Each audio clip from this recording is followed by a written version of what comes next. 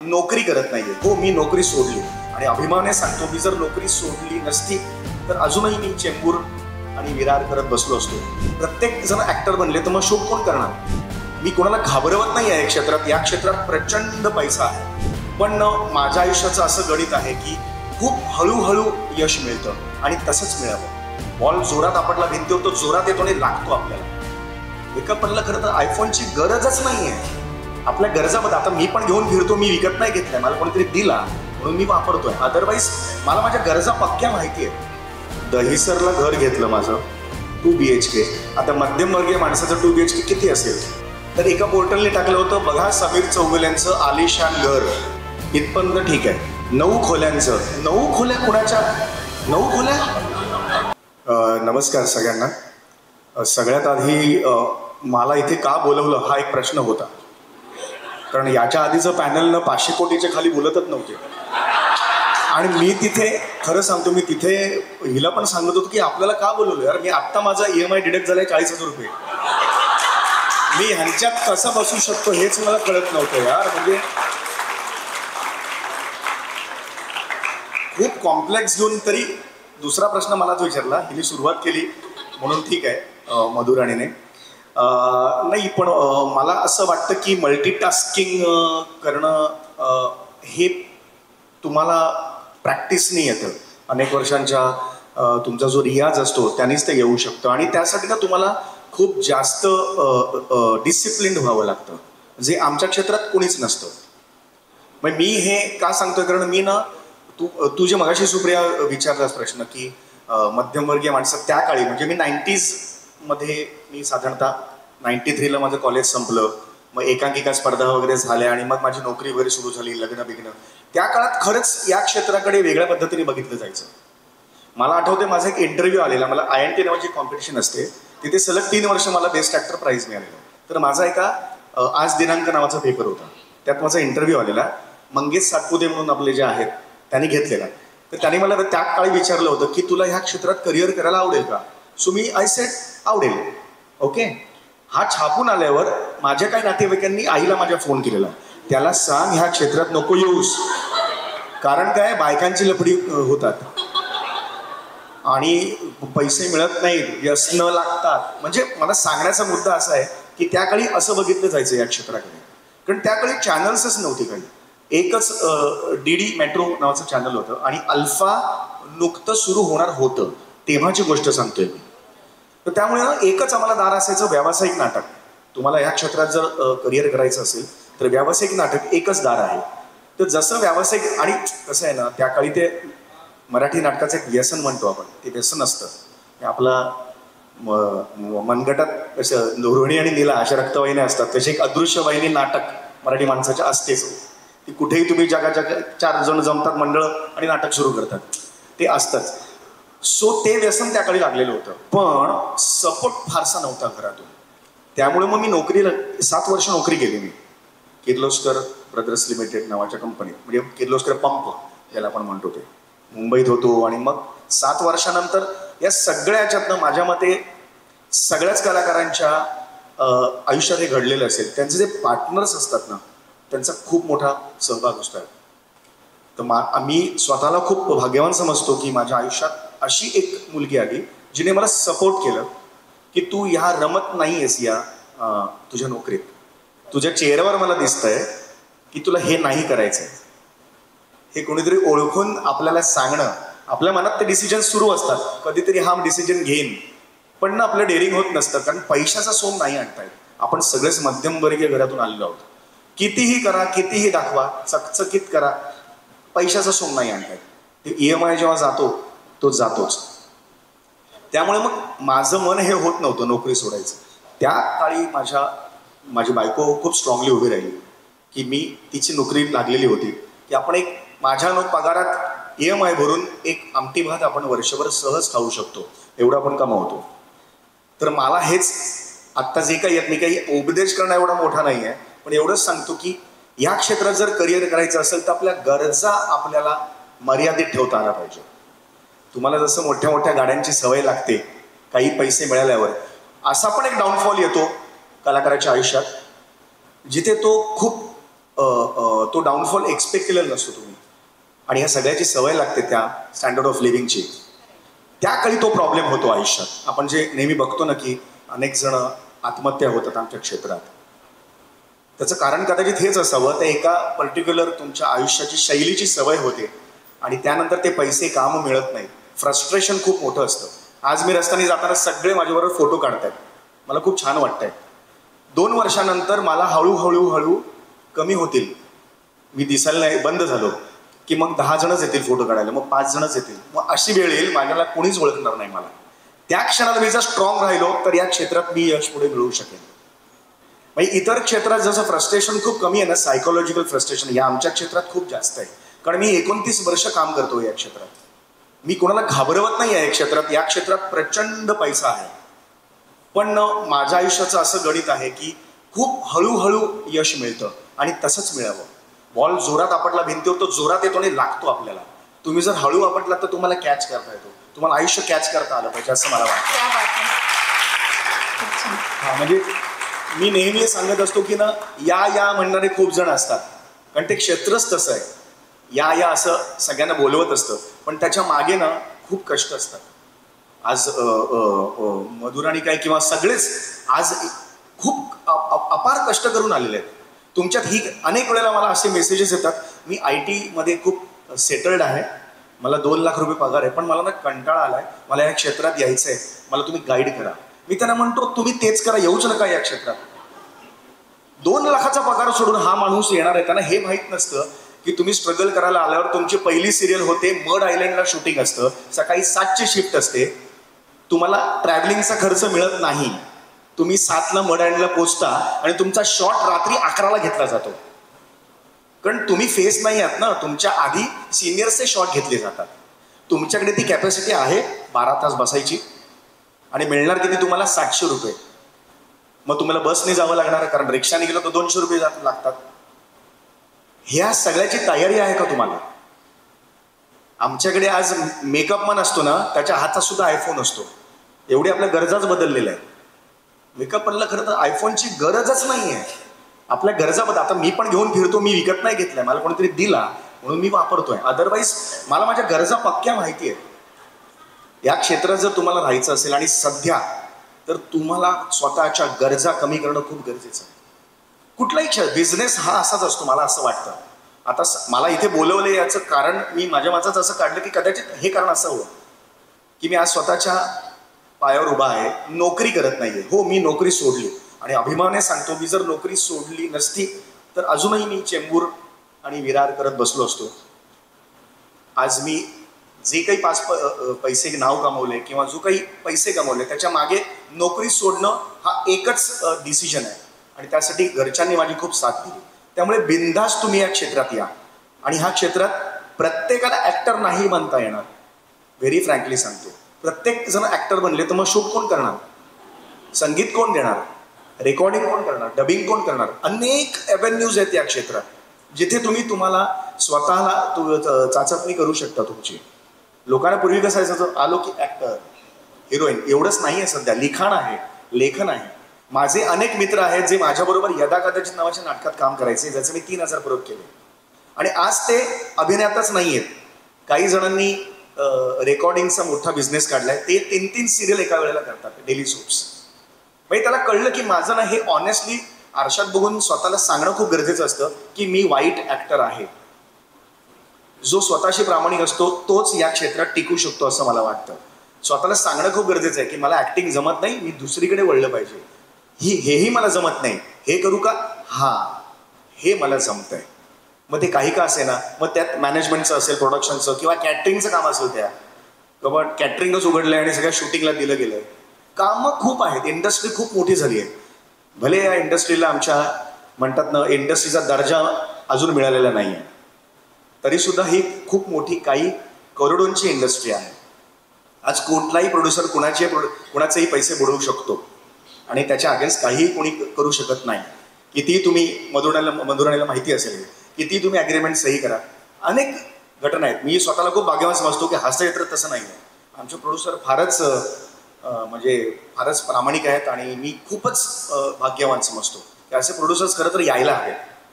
सांगण्याचा मुद्दा हाच आहे की तुम्ही या क्षेत्रात यायचं असेल, डिसिप्लिन, तुम्ही जो मल्टीटास्किंग म्हणतात ना, त्यासाठी डिसिप्लिन स्वतःला करणं खूप गरजेचं आहे. सगळ्यात आधी आता हे खूप पर्सनल आहे, वैयक्तिक आहे, पण ह्या क्षेत्रात व्यसनांमुळे अनेक जण गेलेली आहेत, म्हणजे कालबाह्य झालेली आहेत. आणि सध्याच्या याच्यात व्यसनच खूप महाग झालेली आहेत, जे आपल्याला आयुष्यात टॉप प्रायोरिटीवर असतात. या व्यसनांमुळे मग तुम्ही व्यसनं अति केलीत की मग त्याचा परिणाम तुमच्या कामावर होतो, मग तुमची पॉप्युलॅरिटी कमी होते, तुमचं वय वाढतच जाणार आहे. आज मी 52 वर्षाचा आहे, अजून 4 वर्षांनी मी 56 वर्षाचा होणार आहे. या काळी मी स्वतःला फिट ठेवणं फार गरजेचं आहे, कारण शूटिंगचे तास कमी नाही होणार आहेत. हा 56 वर्षाचा ह्याला जरा 4 तास कमी करा असं नाही होणार आहे. शूटिंगचे तास तेवढंच राहणार आहेत, 18 तास 19 तास. सकाळी गेलं की येण्याचं टायमिंग नसतं या इंडस्ट्रीमध्ये. त्यामुळे स्वतःला फिट ठेवणं खूप गरजेचं आहे. जर तुम्हाला या क्षेत्रात लेखक म्हणून यायचं असेल, कुठलाही, सगळ्यांचे तास तेच राहणार आहेत, तुम्हाला स्वतःला फिट ठेवणं खूप गरजेचं आहे. आता कुठली व्यसनांपासून दूर राहा हे मी नाही सांगणार, ते तुम्ही तुमचं ठरवा, ती खूप वैयक्तिक गोष्ट आहे. आणि डिसिप्लिन होणं खूप गरजेचं आहे स्वतःला. एक वेळ पाळून जाणं खूप गरजेचं आहे की आता तुम्ही लेखक झालात, मी स्वतः लेखक आहे, या इंडस्ट्रीत 7ला तुमची स्क्रिप्ट गेली पाहिजे म्हणजे गेलीच पाहिजे, तुम्हाला पर्याय नाही आहे दुसरा तुमच्याकडून. कारण त्या स्क्रिप्टवर पुढचं अख्खं शेड्यूल लागलेलं असतं. 7ला स्क्रिप्ट मिळाल्यावर 7 ते 7:30 तो वाचणार दिग्दर्शक, मग कॉल टाईम देणार सगळ्यांना, मग दुसऱ्या दिवशी सकाळी सगळे येणार. हे सगळं असतं. ही मोठी इंडस्ट्री आहे की ज्यांना आज उठलोच नाही असं जर असेल मनात, त्यांनी येऊच नका या इंडस्ट्रीत, अगदी फ्रँकली सांगतो. आणि आपला एक थोडं जास्त बोलतोय पण आपल्याकडे प्रॉब्लेम असं होतो की आपण आपल्यावर प्रचंड खुश असतो. म्हणजे आपण कुठेतरी सोसायटीत वगैरे डान्स करतो आणि मग ते फेसबुकवर टाकतो, मग त्याचे लाईक मिळतात आपल्याला खूप, आणि आपल्याला असं वाटतं की माझा मुलगा वगैरे खूप छान, 700 लाईक मिळाले, 90 कॉमेंट्स आल्या, पण त्या कॉमेंट्सला जर 2 रुपये लावले तर मग किती येतील बघा तुम्हाला. कारण त्या आपल्याच ओळखीच्या लोकांच्या असतात. तुम्ही जेव्हा बाहेर जाता तेव्हा तुम्हाला कॉम्पिटिशन दिसते, ओ माय गॉड हे वेगळंच आहे काहीतरी. सो मला असं वाटतं की मल्टीटास्किंग करण्यासाठी ना तुम्हाला डिसिप्लिन असणं गरजेचं आहे, स्वतःची काळजी घेणं गरजेचं आहे. तुम्ही उत्तरदायित्व असतं आपलं एखाद्या गोष्टीसाठी ना, ते खूप पक्क डोक्यात ठेवलं पाहिजे, तरच तुम्ही खूप काही वेगवेगळ्या गोष्टी करू शकता. नाहीतर मग असं ढिसाळ अनेक ॲक्टर्स आले आणि अनेक गेले, त्यांचं असं काही झालं नाही. म्हणजे त्याच्या बाबतीत मला रिस्पेक्ट आहे सगळ्या बाबतीत, पण वाईट आहे वाटलं की ज्या कारणांमुळे ते गेले ना ॲक्टर्स, ते फार मोठे मोठे ॲक्टर्स होते, त्याचं वाईट वाटलं. सॉरी, मी खूप जास्त बोललो, व्हेरी सॉरी. ॲक्च्युली खूप महत्त्वाचा प्रश्न आत्ता तुम्ही विचारला आहे.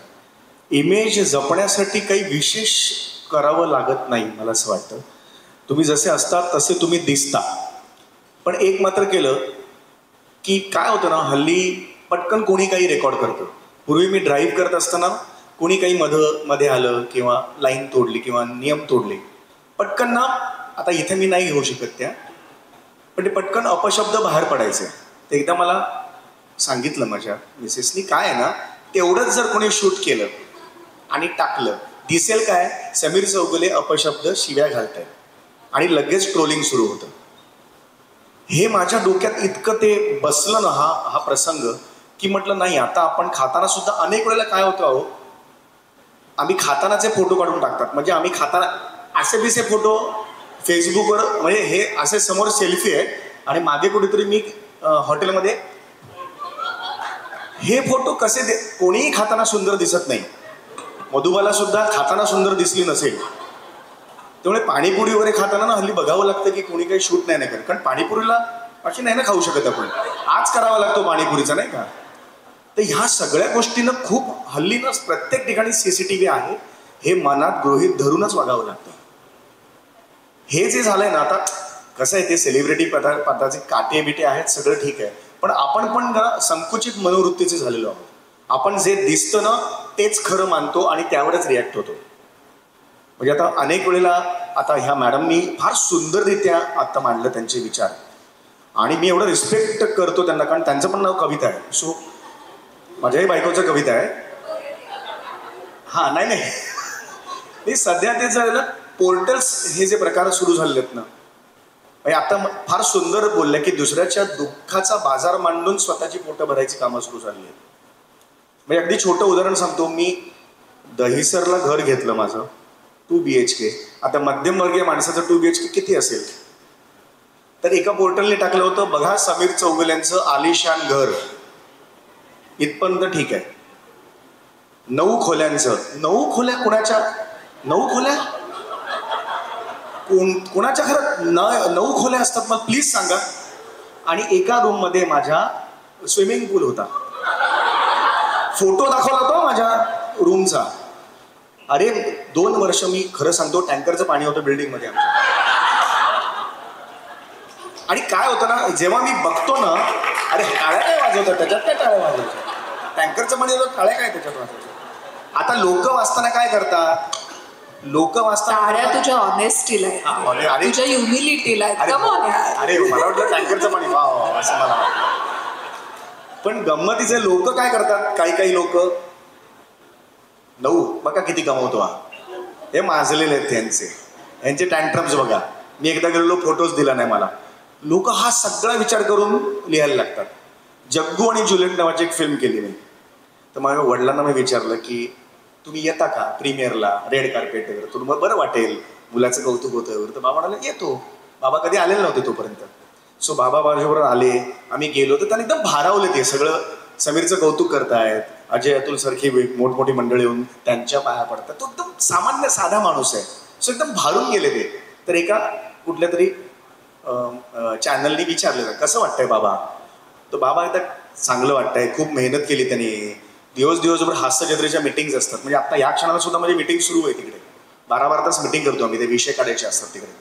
तर तो दिवसभर मीटिंगमध्ये असतो. माझ्याशी त्याचं बोलणं पण होत नाही. तर एका पोर्टलने छापलं, समीर चौगुले वडिलांशी बोलत नाही.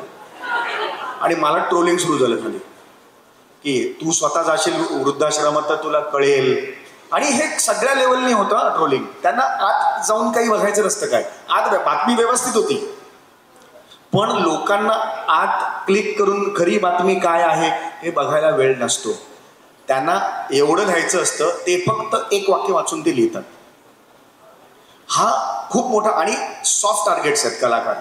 कारण कलाकार कोणी विरुद्ध बोलत नाही, कोणी काही कर. ही कशी म्हणते ना की मी इग्नोर करते, त्यामुळे आता आम्ही फक्त इग्नोर करतो ना.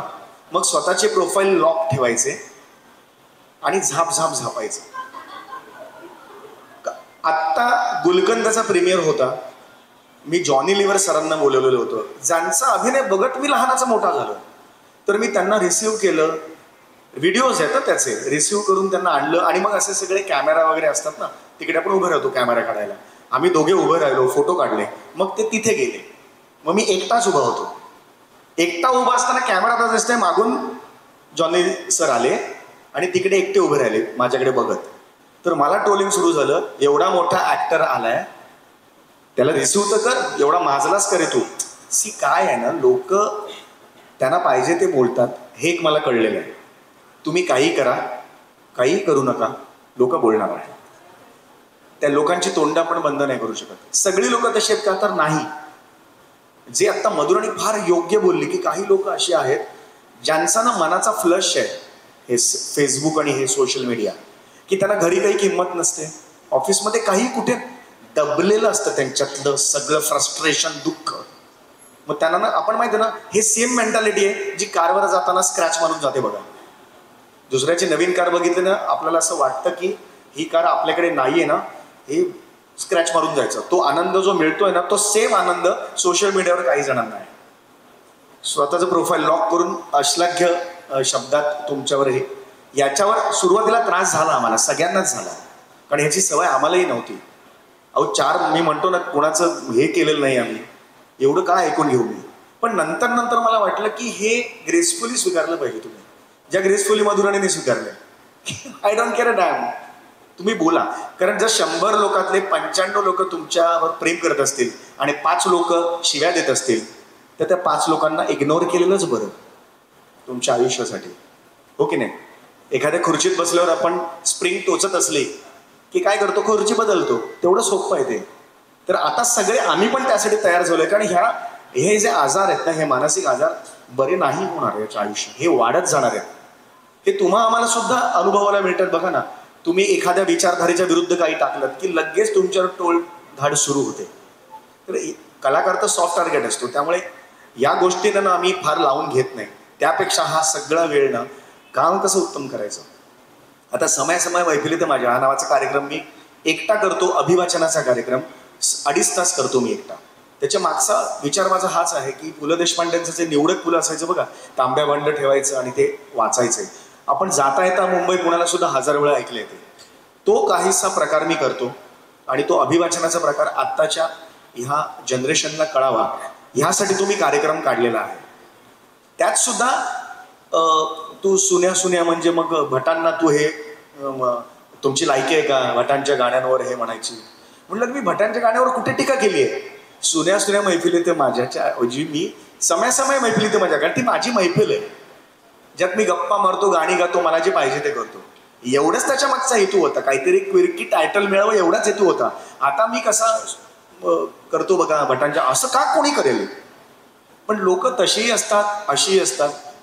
तशी थोडी वाढत चाललेली आहेत, पण आपण अशी फार वाढवण्याचा प्रयत्न करू. असं आपण म्हणतो ना, जास्तीची मेजॉरिटी यांची असेल याचा आपण जास्त विचार करू. त्यामुळे ह्या गोष्टी सगळ्यांनाच अनुभवायला मिळतात. म्हणजे अगदी सुयोगपासून सगळ्यांनाच अनुभवायला मिळालेल्या असतील. त्यामुळे आम्ही फार त्याच्याकडे दुर्लक्ष करतो. त्यामुळे कोणी इथे उपस्थित असतील, आम्ही तुमच्याकडे दुर्लक्ष करू एवढं. सहिष्णुता कमी होत चालली, सहिष्णुता कमी होत चालली. अगदीच कमी असू. काय ना, ते सगळा राग आमच्यावर काढतात आणि आम्हाला त्याची सवय झालेली आहे. त्यामुळे आता ना खूप कीव येते अशा लोकांची की यार हे आजार असं वाटतं. पूर्वी ना अरे याच्या असं व्हायचं, आता ना यार हा या माणसाचा आजार बरा व्हायला पाहिजे, हा खूप आजारी आहे. आणि सुशिक्षित माणसं, कविता करणारी माणसं सुद्धा आहेत, यात चारोळ्या करणारी माणसं आहेत. याला घरी बसवा, या टकल्याला घरी बसवा. ठीक आहे टक्कल. अरे पण तुम्ही कोण ठरवणार ना. हाईच असे म्हणेल तसं माझं पोट आहे त्याच्यावर. जसा तुम्हाला EMI आहे, तुम्ही तुमच्या ऑफिसमध्ये काम करत असताना काही तर चुका करत असणार ना. सगळं कसं उत्तम कराल तुम्ही, मग तुम्ही माणसंच नाही. आमच्याही काही चुका होत असतील, कान पिळून सांगा. म्हणजे याला घरी बसवा त्याला घरी बसवा हे तुम्ही नका सांगू. पण या गोष्टी होत असतात. सो मी त्यांना काही फार दोष देत नाही. देवाकडे एवढीच प्रार्थना करतो त्यांचा आजार लवकरात लवकर बरा व्हावा. कारण कलाकार